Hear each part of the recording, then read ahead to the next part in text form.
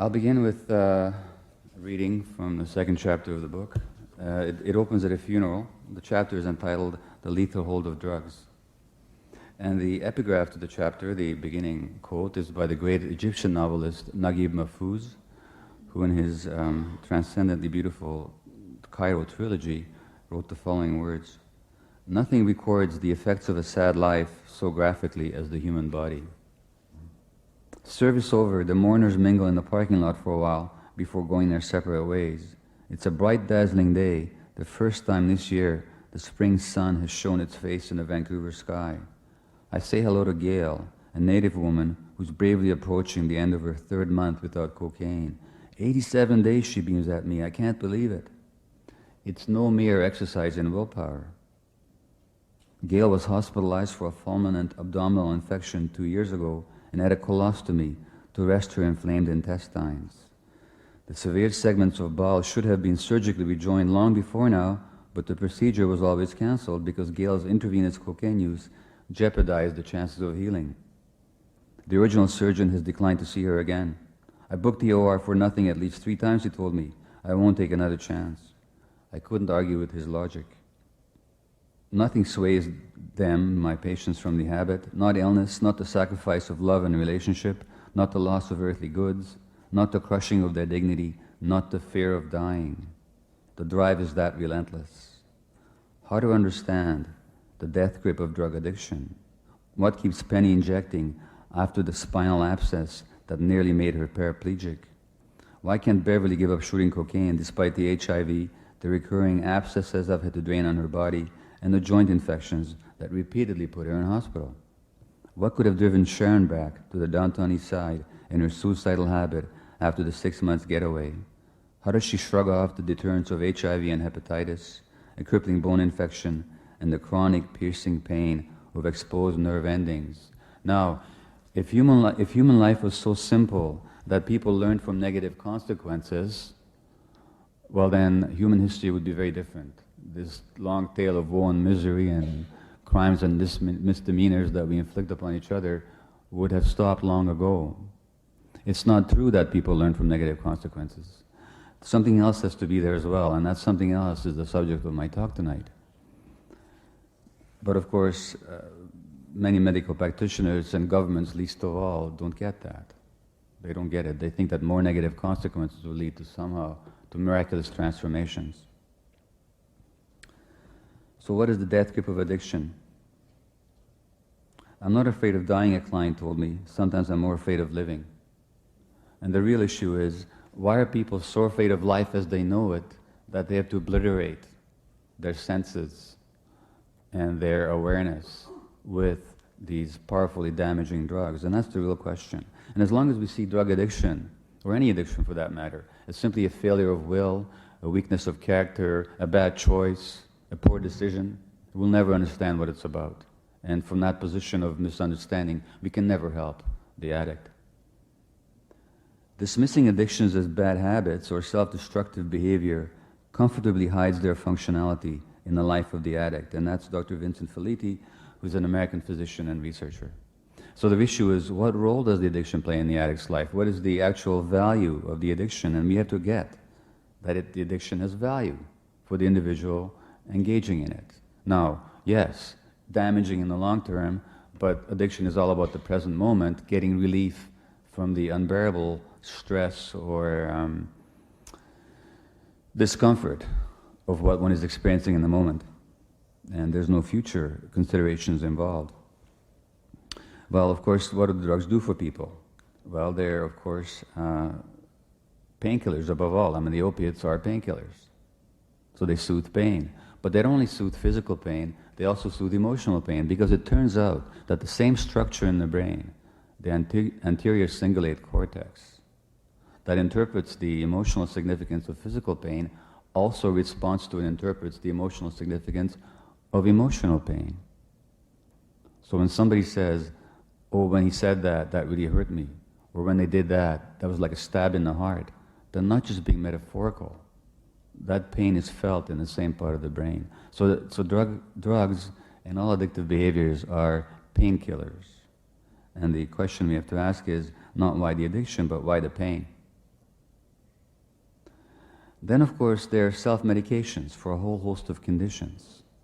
I become struck by the fact that whenever a client says to me, "Doc, when I do cocaine, I actually calm down with it," or "I do crystal meth and I feel calmer, not like everybody else who goes hyper," I know that person has ADHD. They're self-medicating their attention deficit hyperactivity disorder, because I myself, when I was writing this book, was taking a stimulant, Dexedrine, because I have ADD. So it helps me calm down and to focus. So they're self-medicating their ADHD, which is a major risk factor for illness, for addiction. They're self-medicating depression. Cocaine raises serotonin levels in the brain, as does Prozac. They're self-medicating post-traumatic stress disorder, which most of them suffer from, for reasons you'll soon know.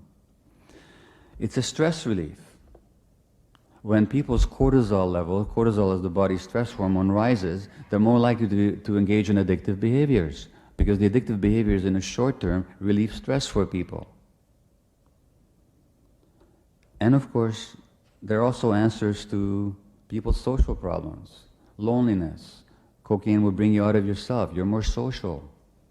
If you've been lonely and isolated all your life, that's a very powerful inducement. Crystal meth, you're a street kid, and you have no food, that's okay. Crystal meth will suppress your appetite. You don't have a place to sleep, that's okay. With crystal meth, you can stay up for several nights in a row. You have no social companionship because you're alienated from your family of origin or from your foster home. Crystal meth will give you a street community to connect with. So the drugs solve problems in people's lives in the short term.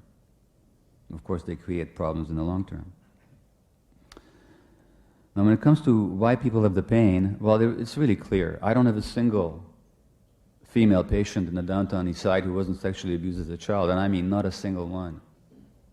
And many of the men were sexually abused as well as children, and if they were not sexually abused, they were abused, abandoned, neglected in other ways. So these people I'm talking about the hardcore substance user in the downtown east side, has plenty of reason to feel pain such that most of us can't even imagine.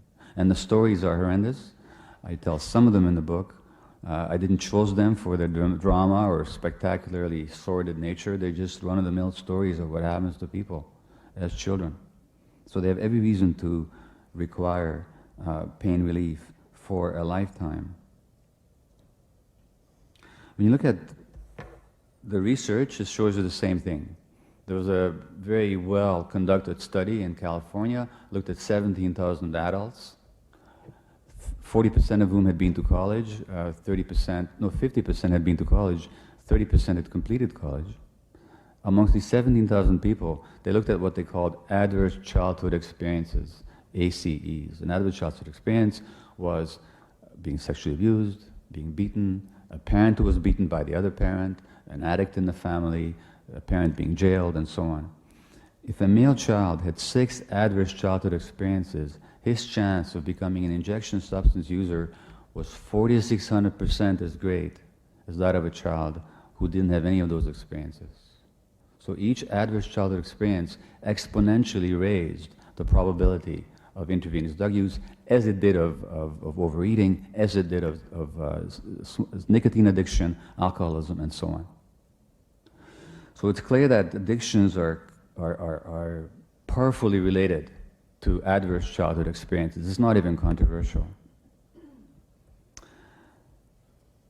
And there's a common belief that the drugs themselves are so strong that the drugs induce the addictions, but it's not true. It's just not true. Most people given morphine don't become addicted to it. You have to give thousands of people morphine in a hospital setting for pain before one of them will become addicted to the morphine. Many more people try crystal meth than ever become addicted to it. Many more people try cocaine or heroin than become addicted to it. Many more people try smoking than become addicted to it. Which is not to say that these substances are not dangerous. But the point is, the substance by itself cannot induce the addiction. When the US Army came back from Vietnam, fully 20% of the GIs were addicted to heroin. A few years later, only 1% was. Which is to say a 95% remission rate, unheard of in addiction circles. If 5% of my patients quit using drugs, I'd be ecstatic. And here 95% of the GIs did. Why? Because the drugs themselves did not account for the addiction. the people that remained addicted were the ones who came from very dysfunctional homes in the first place. And for the most of them, it was simply the stress of that particular war that induced, and the availability of the drug, that induced the addiction. And so to understand why some people are susceptible to addiction, since clearly not everybody is, you have to understand something about the neurobiology, the brain biology of addiction. And it's clear now that some very essential brain circuits are involved in the addiction process. Some brain circuits without which human life would not be even conceivably possible.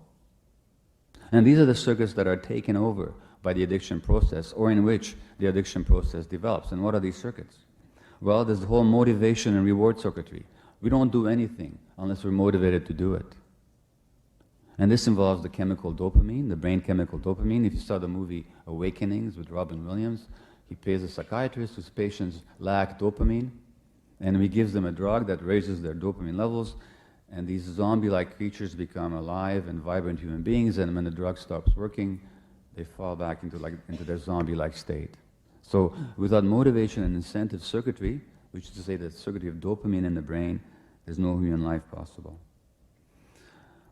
Why does heroin work in the human brain? I mean, it's made from a poppy seed. Why does a poppy seed product have such a powerful function, a powerful effect on the brain cells of a human being? Well, only because there must be receptors for it. Without receptors, which are molecules on the surface of a brain cell, where a molecule can fit and trigger an interaction with the cell, nothing happens. That substance would be inert. So we must have heroin receptors. Well, do we have heroin receptors? No, we don't. We're not poppy seeds. What we have receptors for are for brain chemicals that are very similar to morphine and heroin, and those are the body's endorphins. Endorphin meaning endogenous morphine-like substances. So we have endorphin receptors, and the heroin and the morphine resemble our endorphins sufficiently so they fit into these receptors. But why do we have receptors for endorphins? Well, they're the pleasure chemicals. When people have a satisfying sexual or experience or eating experience, they have raised endorphin levels. You can block that with drugs that block heroin. So, do we then have these powerful endorphin circuits just so that we can have a good time on a Saturday night? No. The endorphins play an essential role in human life by relieving pain. Toddlers running around happily bumping themselves and not really complaining that much are probably fueled by high levels of endorphins at that stage of their lives. So endorphins relieve pain, as do heroin and morphine. What else do they do? Well, they modulate the immune system. They're involved in multiple functions throughout the body. They give us a sense of reward and pleasure, but most essentially for human survival, what the endorphins do is they make possible the bonding of human infant to parent. Without the endorphin circuitry, a mother or a father will not feel tender towards the child. Without the endorphin circuitry, the child will not want to connect with the parent. If you rear infant rats in a laboratory, and you genetically knock out their endorphin receptors, these infant rodents will not vocalize distress when they're separated from the mothers. And you can imagine what that would mean in the wild. It would mean their death. Because the only thing that keeps the mammalian infant, human or otherwise, alive is the nurturing presence of the parent. And if the child is not upset when the separation occurs, the parent gets no signals to come to the child's support. So the endorphin circuitry is essential for love, basically. It's been called, the endorphins have been called molecules of love, which is what they are. So that circuitry is involved in addiction. The dopamine and incentive and the reward and the pleasure and the love circuitry of the endorphins. Then there is the circuitry of regulating emotions. As I've said, the drugs are antidepressants. Addicts don't know how to regulate their emotions. In other words, there needs to be a developed and mature mechanism in the human brain that'll keep things at an even keel so that whatever happens externally, there's a really even-tempered environment internally. So that even if bad things happen, I don't get all upset and become dysfunctional. And if good things happen, I don't become over-elated and manic about it. That's emotional self-regulation. Affect regulation, it's called. Those circuits don't function in the addicts. And you can show them on brain scans not functioning very well. And that means that the addict then uses the drugs to regulate their emotions. People who don't understand addiction often talk about it in terms of a choice. Well, there's not much choice involved, really. Most of the activities of the human brain don't come out of free choice. In fact, the impulses in the brain that make us do things tend to arise from the lower brain centers. And the cortex, the gray matter, the job of the cortex is not so much to initiate action as to inhibit it. So that there has to be circuits that are trained and developed to inhibit those impulses that are not appropriate to the situation. I mean, that challenge occurs to us many times a day when we might have an impulse that would not be appropriate, but we don't act it out because something there says, no, that's not appropriate right now. We don't do that. Our brain does that for us. The problem in addiction is not so much a question of free will, as somebody has said, but a free won't. The addict does not have the free won't. Can't say no. So for Nancy Reagan to put up billboards saying, just say no, ignores the brain biology of addiction. The addict does not have that impulse regulation circuitry. And finally, stress regulation. When you, as I mentioned, when people's cortisol or stress hormone levels rise, they're more likely to engage in addictive behaviors. If you infuse addicts with cortisol, their impulse to do cocaine increases. When you stress animals, they're more likely to engage in addictive behaviors. And in fact, the research literature shows very clearly that the biggest inducement and trigger for addictive behavior and relapse is stress. Now keep that in mind. Keep that in mind, because our whole social policy is based on stressing the addict. And then we hope to redeem them, which flies in the face of science, not to mention human compassion. So listen, you guys, if you're going to applaud every time I say something smart, you're going to be applauding the whole evening. So you might just knock it off.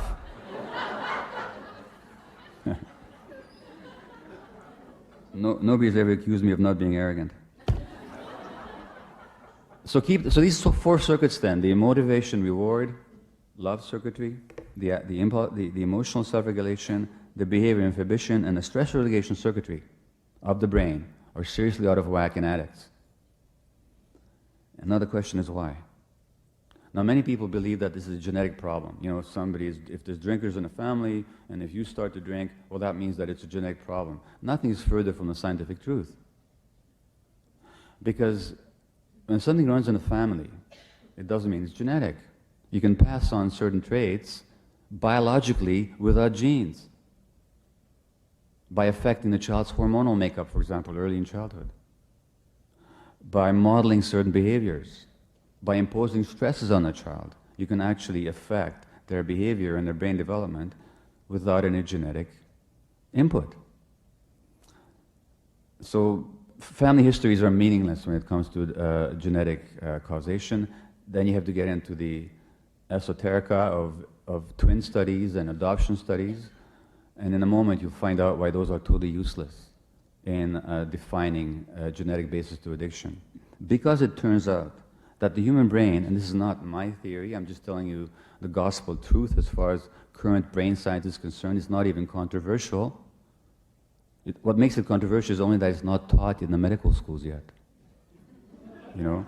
And it reminds me of The Wizard of Oz, you know, when the straw man is looking for a brain. Remember what the wizard says to him at the end? He says, there's lots of people out there who are lecturing and writing books who have no more brains than you do. But what they have that you don't is a diploma.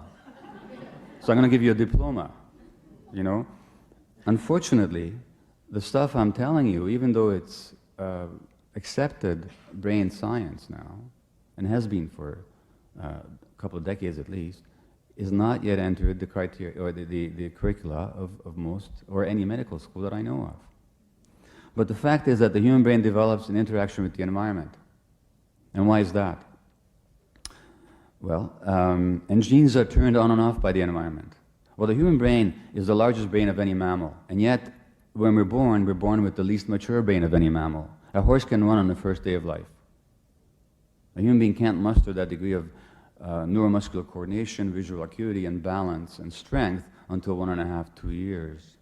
So the horse is 2 years ahead of us at birth in terms of brain development. And that's because as human beings our progenitors began to use the digits as hands, the forepaws as hands, the brain underwent a tremendous expansion in order to control, manipulate, and plan the actions of the hands. So now we're having a larger brain. At the same time, we start walking on 2 legs, so the pelvis has to narrow to accommodate the 2-legged stance. Narrow pelvis, large head.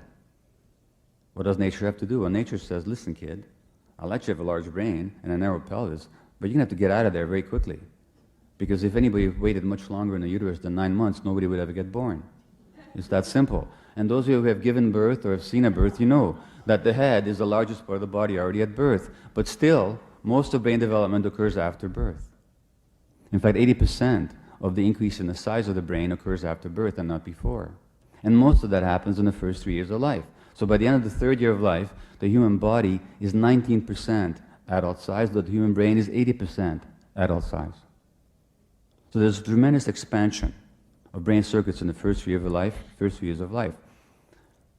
And it happens under the impact of the environment. Those circuits that get the appropriate input will develop properly, and those that don't simply will not develop or may even atrophy and die. If you take a child with perfectly good eyes at birth and you put him in a dark room and he never sees light for 5 years, he'll be blind thereafter for the rest of his life, because the circuits of vision require light waves in order to promote their development. In the absence of light wave, the brain says, why should I put this energy into visual circuitry? I might as well put it into another faculty like hearing or smell or touch. So the critical period for vision is over at age 5. Now, it turns out that the circuitry of emotional self-regulation, of impulse inhibition, of the reward and motivation circuitry, and the stress regulation circuitry also requires the right environmental conditions. And what is that? It's the presence of an emotionally involved, consistently available, non-stressed parenting caregiver. And without that condition, that child's brain will not develop properly. And you can do this with monkeys. You can separate monkeys from their mothers a bit earlier. You'll find characteristic changes in their brains from those monkeys who were brought up by their mothers. You can do this with rats. And it turns out that not only after birth is the presence of the caregiver essential, but already during intrauterine life, the emotional states of the parent have an impact on the brain development of the child. After 9/11, there was a study that showed that women who were pregnant at the time of the collapse of the trade towers, the World Trade Towers in New York, those women who were pregnant and suffered post-traumatic stress disorder, when they were infants, cortisol or stress hormone levels were measured at 1 year of life. Depending on what stage of pregnancy the woman was at, when she suffered the PTSD, that child would have abnormal cortisol levels at 1 year of age. Mothers who are depressed in the first year of life, their infants will have abnormal cortisol levels at 3 years of age. There was a study of electroencephalograms, the EEGs of the infants of depressed mothers with postpartum depression at 6 months of age. They could tell from the electrical readout of the infant's brain whose mother was depressed and whose wasn't. So stress on the parenting environment from uterus onwards has an impact on the child's brain development. You can stress animals in the laboratory. You can expose rats to a loud noise for 10 minutes once a week. In the second trimester, those infant rats, when they grow up, will be more likely to use cocaine and alcohol. Having understood which, you get to see why adoption studies are useless and twin studies are useless, because they're all based on the assumption that the environment that shapes the child begins only after birth. But no, it doesn't. And so any woman who's going to have to give up a baby for adoption is by definition a stressed woman. If she wasn't stressed, she would not have to give up the baby, would she? She's a single mom, she's an addict perhaps, she's an abused woman, she's a young teenager, but something is stressing her. And that means for 9 months, the hormones of stress, cortisol and adrenaline, are going through that infant's body, through the placenta, to the infant. And we know, for example, from a recent British studies, that women who are abused during pregnancy, at 7 or 8 years of age, their children have a much higher chance of being diagnosed with developmental disorders. So these adoption studies, in their assumptions that the environment only begins after birth, there's no basis to that. And as a matter of fact, well, I could go on about adoption, I won't, but the point is that most of brain development occurs under the influence of the environment, under the impact of environmental stress. Now, when you go back and recall what I said about the childhoods of my downtown East Side patients, not only do they not have the right conditions for development, they have positively the wrong conditions for development. Because the very people who are supposed to be providing the care are the ones who are themselves so troubled, multi-generationally so, that they cannot but help inflict trauma on the child. That's what happens.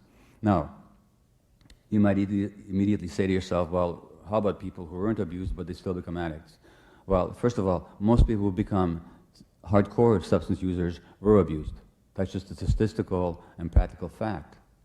But there's another issue here, which is that two things can go wrong in childhood. One, when something that shouldn't happen happens, such as abuse, and one, when things that should happen don't happen. And what doesn't happen, even in the absence of abuse, in many families in our culture, is the presence of a non-stressed, emotionally present caregiver. And just consider what kind of a father I was when I was a workaholic doctor. And what was important to me, if you'd asked me what my values were, I would have said my highest value is the well-being of my children. I would have thrown myself into a fire for my kids. But the problem was, nobody ever needed me to throw myself into a fire. They just needed me to be home as a present, emotionally available caregiver. That I didn't do because my mind was on the beeper. And why isn't it going? Aren't I important? And these stresses are multiplying in our society. And so our youth are at risk, not because of any innate genetic problem. If you look at this problem of overeating, 30% of North American kids are now considered morbidly overweight. It's an addiction. And it's not about the availability of fast foods and a sedentary lifestyle. It's about the fact that kids are stressed and they use food as a stress reduction, and particularly greasy foods reduce stress much quicker than sweet foods do. So it's an addiction problem with our kids based on the fact that they're stressed because their parents are so stressed. There was a study a couple of months ago that showed that women who are stressed or depressed are more likely to have kids with asthma. And how do we treat asthma? With stress hormones, adrenaline and cortisol. Those kids' stress mechanism has been exhausted, the subject of another book of mine. But more to the point with youth, there's something else that's going on, which I briefly allude to. I can't go into a long spiel about it now, but it's the subject of a book I co-wrote with a friend of mine, the psychologist Gordon Neufeld. It's called Hold On to Your Kids. And it's about the fact that in our culture, there's something aberrant going on. Children used to grow up in a network of nourishing adult attachments, the so-called village, the clan, the tribe, the community, the neighborhood, the extended family. So it never was the case that this harassed nuclear family was responsible for the upbringing of children. No, it takes a village. It takes a whole village of nurturing adults. Now, for economic and social reasons beyond any particular individual's control, in the last 70 years or so, that's really been destroyed for most of our kids. I mean, our kids are lucky if their grandparents are even within driving distance, let alone within walking distance. And that means that all the stress is on the parents. But what's the situation with the parents? Very often two parents have to work now to make a living. And what does that mean?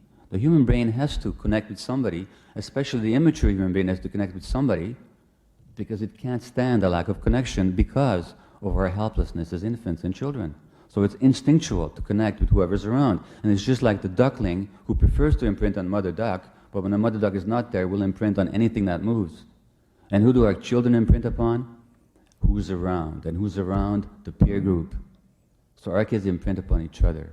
And once they do, they become each other's models and cue givers on how to be, how to walk, how to talk, how to act.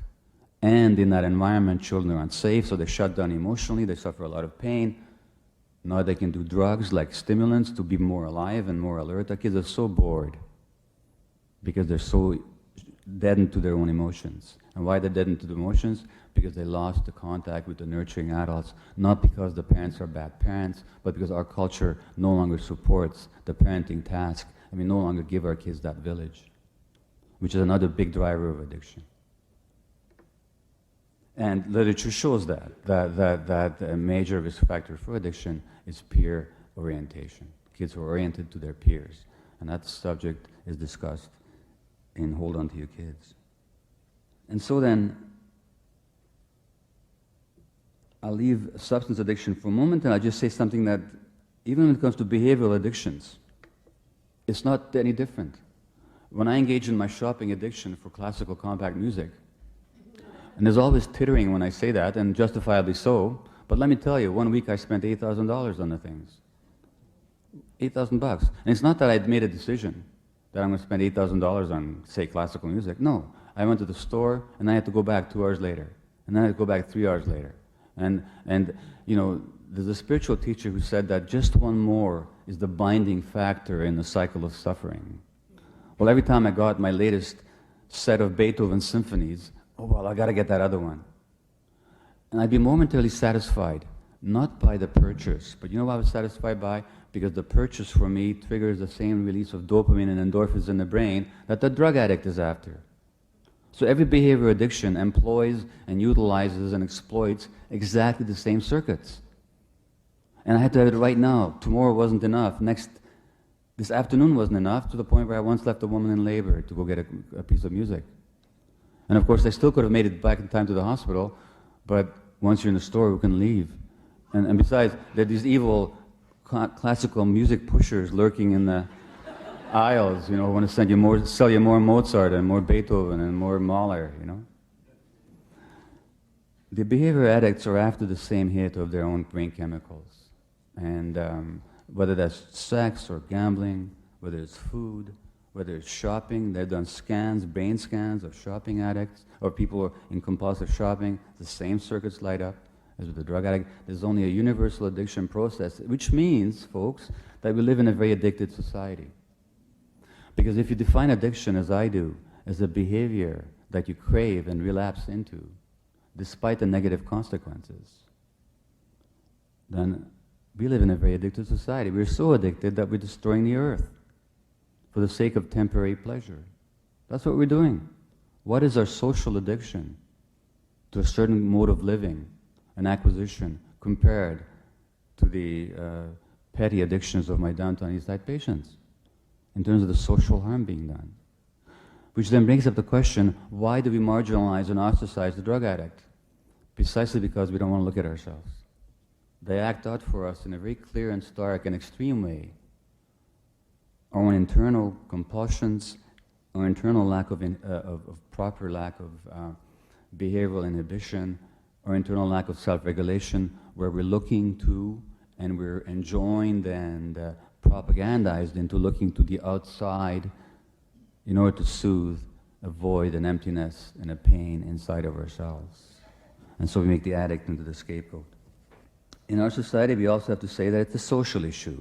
Now, it's very clear. Animal studies have been done on this. If you put monkeys into situations where you isolate them socially, their levels of dopamine receptors in their brain will go up, and they'll want to do more cocaine. And if you stress animals by making them subordinate to other animals, they'll want to do more cocaine. So it's a question of social influence as well, which then immediately answers the question as to how come that 30% of the clients that I deal with in the downtown East Side are First Nations people, whereas they only make up 1 or 2 or 3% of the Canadian population. And why 50 or 60% of our jail population is made up of First Nations people. Because nobody has been dominated more in our society than the First Nations people. Their culture has been taken away, their lands have been taken over, their way of life has been destroyed, their spiritual values have been denigrated, and their power has been denied to them. And so we keep creating the conditions for addiction, of course, and not to mention the currently hot issue of the sexual abuse in these residential schools, where a native person who wanted to resist his child being taken away this is a generation ago, could actually be jailed in Canada. It only stopped in 1981. And when some natives asked for their children to at least spend a month with them every year in the summertime, the government and the church refused that to them, so that these kids could be kept in institutions where they were serially abused. Do we wonder then that trauma is being passed on from one generation to the next?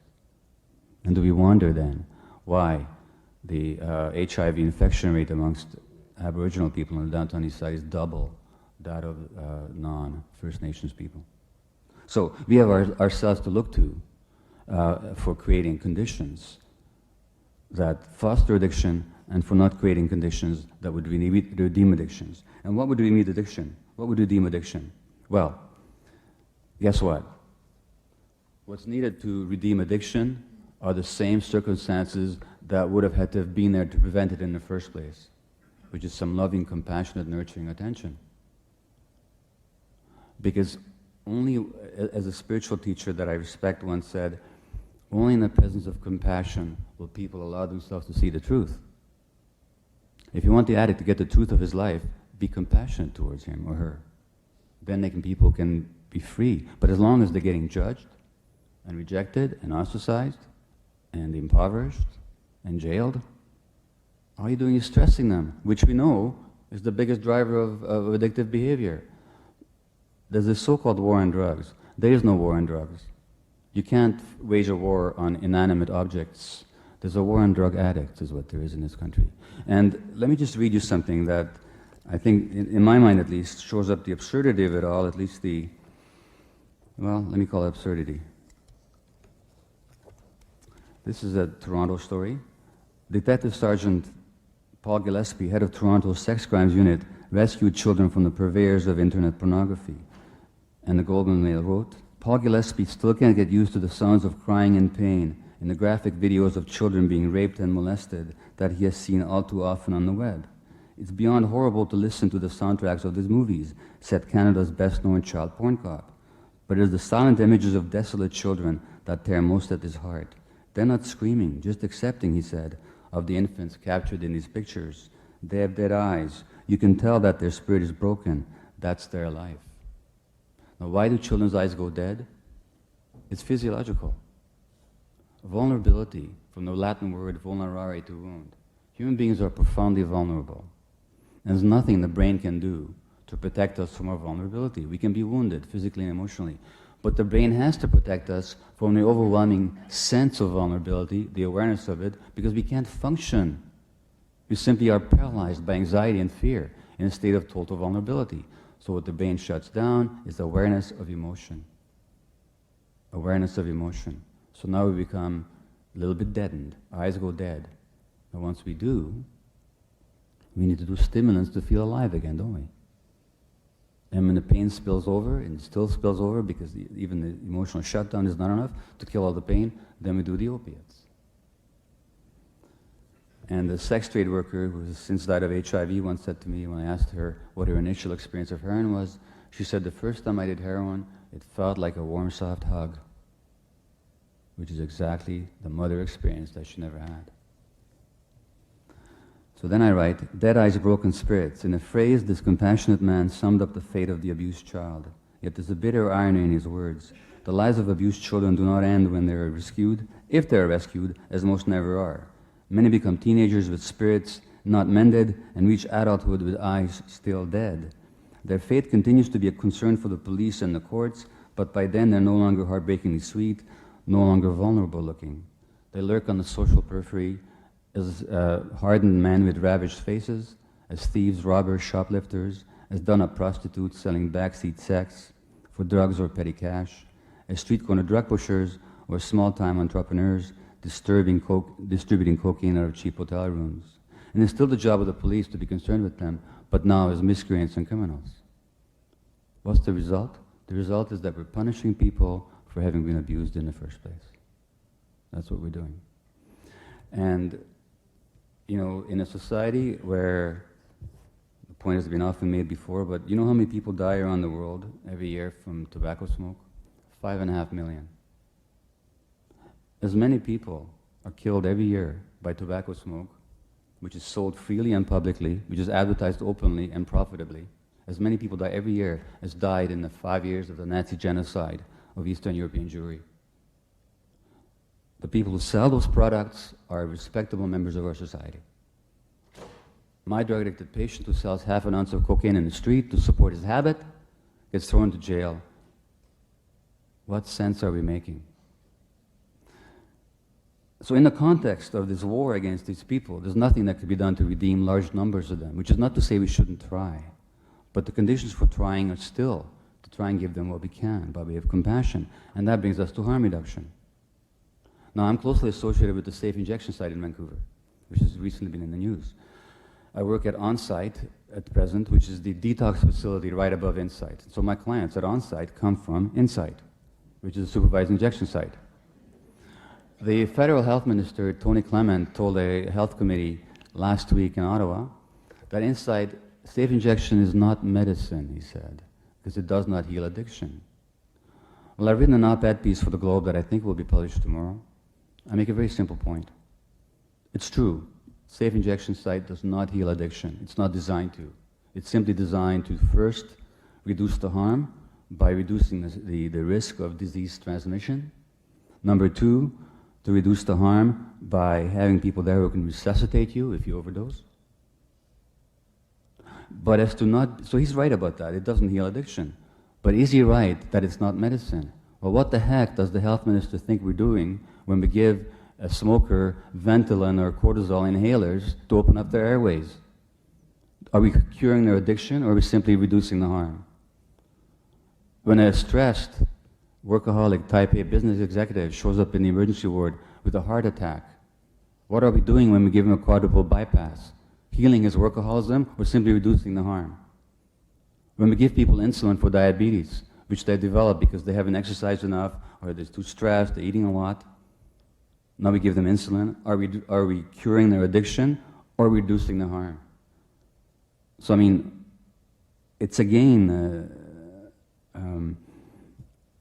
Tomislav suggested that the space between us and them, if we didn't see it as them, if we see that what we're doing all throughout medicine is all about harm reduction. We can't cure most diseases. Medical science, Western medical science, has got no idea how to cure most diseases. What we do is we reduce the harm from the disease process. So that's what we're left with. But there's another great value to the harm reduction process, which goes beyond just reducing the harm. It also means that for many of these people, harm reduction is the first contact they've had with healthcare givers who actually treat them without judgment, with compassion, and with a supportive attitude. You have no idea, unless you've seen it with your own eyes, what that means to people who all their lives have known nothing but abuse or self-abuse. And if there's any possibility in human beings for transformation, which there is, always, because it's been well shown now that the brain can develop new circuits at any stage in life, despite early damage. But the conditions have to be right. So if we're truly compassionate, we actually have to provide the conditions for development. And that, as Bruce Perry said, and Bruce Perry is the senior fellow at the Houston Child Trauma Academy. He's a child psychiatrist, and he's a former head of mental health services for children and youth in Alberta. It's corny, he said, but we have to give people a lot of love, is what he said. Now, that's not a word that we use in medicine now, do we? Because you can't prove in a double-blind study that love even exists. But we can sure show the absence of it. You know, people who, the study at Harvard University showed that undergraduates who didn't perceive themselves as being close to their parents at age 20 were far more likely to be sick in middle age. So we might not be able to prove the existence of love, but we sure see its effects when the love didn't get through to the child. And one of the major effects we see that is in addiction. In terms of how to work with addicts, and I do talk in the book about the healing of non-drug addictions as well, which is a lot easier because these people are not as traumatized and they have more at stake. But focusing on the drug addict here tonight, it takes a lot of awareness on the part of the caregiver. You see, it's very easy to judge these people. The human mind is a judgment factory. So you don't judge people. You're not actively judging people. Your mind does, automatically. You look at something, you immediately have a reaction to it. We're reaction machines. And a lot of those reactions have to do with judgments. When you look at judgments, they're always about ourselves. When am I most judgmental of my drug-addicted patients? When is it that I can't stand their weakness and their repetitive falling into negative behaviors, when the consequences are so clear? When I'm indulging in my compact disc addiction, when I'm lying to my wife, you know, I come home, did you buy any compact discs today? Oh no. And next morning, I'll use my medical authority to be harsh on some drug addict who won't give it up and who will lie to me about it. Imagine lying. So I'm judgmental most when I'm not looking after myself.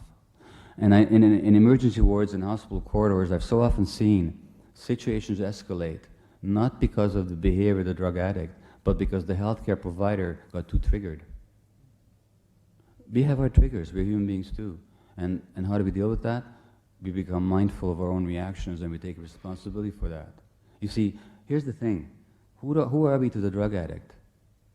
We're caregivers. What does caregivers represent in the mind of the addict? An abuser. Because their first experience of caregivers was an abusive one. And there's two kinds of memory.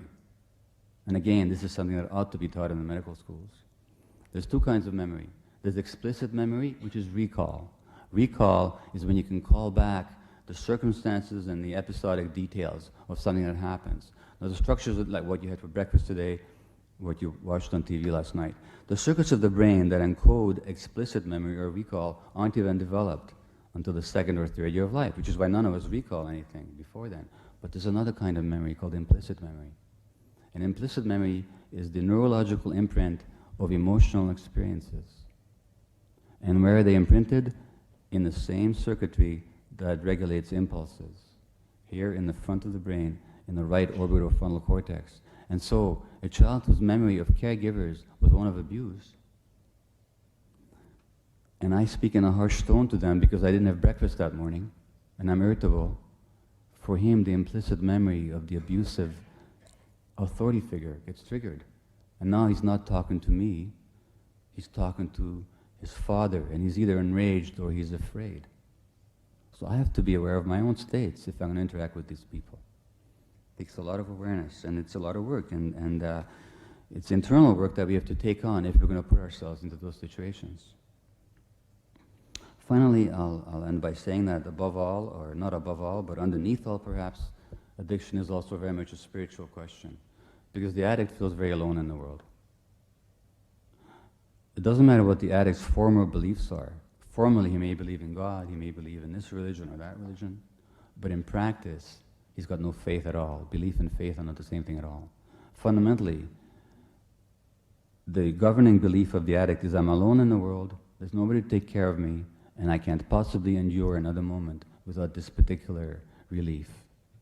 Now, that's a spiritual issue, in the sense that if we were connected with others, with our own higher self, with whatever is universal in the universe, who could possibly feel alone? So, either in the healing of addiction of ourselves or other people, we cannot neglect the spiritual dimension, and by which I don't mean any kind of religious prescription. So to summarize then, I fully believe that if we understood addiction, its universality, its utter humanity, the suffering that gives rise to it, and the suffering that it imposes, and if we actually put our hearts and our brains and our compassion and our scientific knowledge together, we would not only be providing much better care for addicts, we'd be living in a much more humane and compassionate society. Thank you.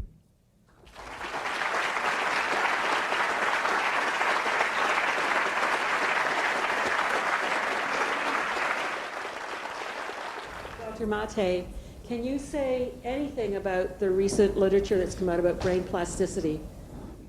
Well, thank you for the question. As I mentioned, there's plenty of research now, and I referred to in the book, that shows that the proper conditions and the proper mental training can actually result in new circuitry in the brain. and that's called neuroplasticity.